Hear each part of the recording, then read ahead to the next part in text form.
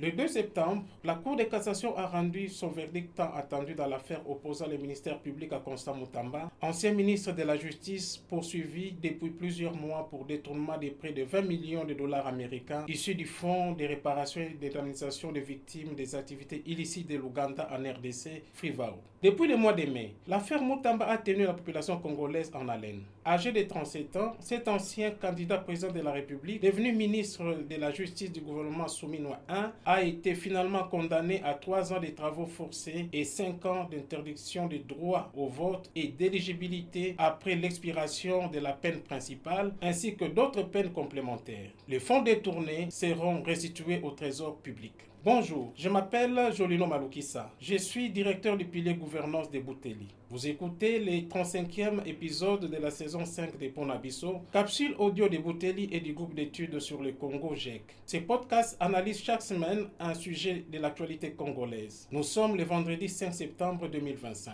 Au cours de ces dernières années, les scandales financiers ne cessent de défrayer la chronique en RDC. Bien avant l'alerte de la cellule nationale des renseignements financiers qui conduit à l'interpellation et à la condamnation de Moutamba, un ancien ministre des Finances, Nicolas Kazadi, avait suscité un tollé en partageant avec une journaliste son expérience amère du gouvernement en ces termes. Nous voulons trop de jouissance. S'il y a de l'argent, partageons d'abord et nous allons réfléchir après. L'argent du projet est arrivé, on se le partage d'abord et on va réfléchir plus tard. Ces propos évoquent la corruption et l'impunité à grande échelle. Le procès Moutamba semble constituer une exception à la règle. Ironie du sort, Moutamba lui-même affichait publiquement ses ambitions de combattre la corruption judiciaire au point de se créer de nombreux ennemis parmi les hauts magistrats. Quelles leçons peut-on tirer de la condamnation de l'ancien ministre de la Justice, devenu populaire à un moment donné en s'attaquant à la corruption du pouvoir judiciaire? Au-delà d'une justice à deux vitesses et à la solde des plus forts, on peut retenir d'abord que la lutte contre la corruption suppose avant tout d'avoir soi-même les mains propres et surtout de savoir s'échapper aux pièges tendus par les acteurs qui voient leurs intérêts menacés. À coup sûr,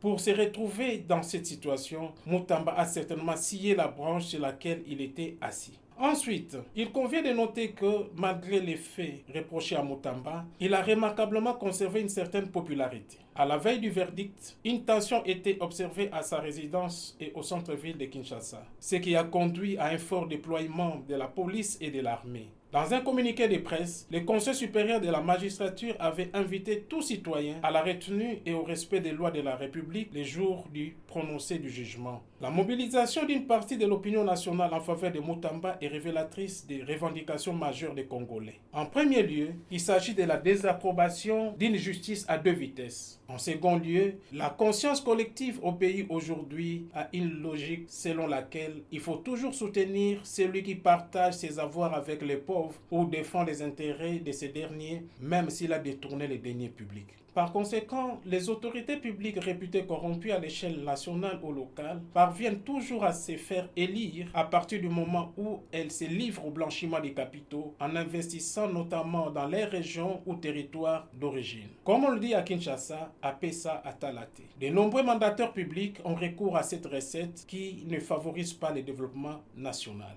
Autre chose à retenir dans l'affaire Moutamba, en RDC, on a l'habitude d'observer les revendications des originaires chaque fois que les leaders politiques doivent être poursuivis par la justice. Chacun a son clan, sa tribu, son ethnie, sa province qui les défend même face aux évidences de détournement ou de corruption. Pour Moutamba, ces considérations n'ont pas pris le dessus. Ce qui revient à dire que lorsque la population a le sentiment qu'un leader politique pense à ses intérêts, elle peut se mobiliser sans tenir compte des liens d'appartenance clanique, tribale ou ethnique. Vous pouvez rejoindre notre fil WhatsApp en envoyant GEC ou Ebouteli au plus 243 89 41 10 542 pour recevoir Ponabiso chaque vendredi sur votre téléphone. À bientôt.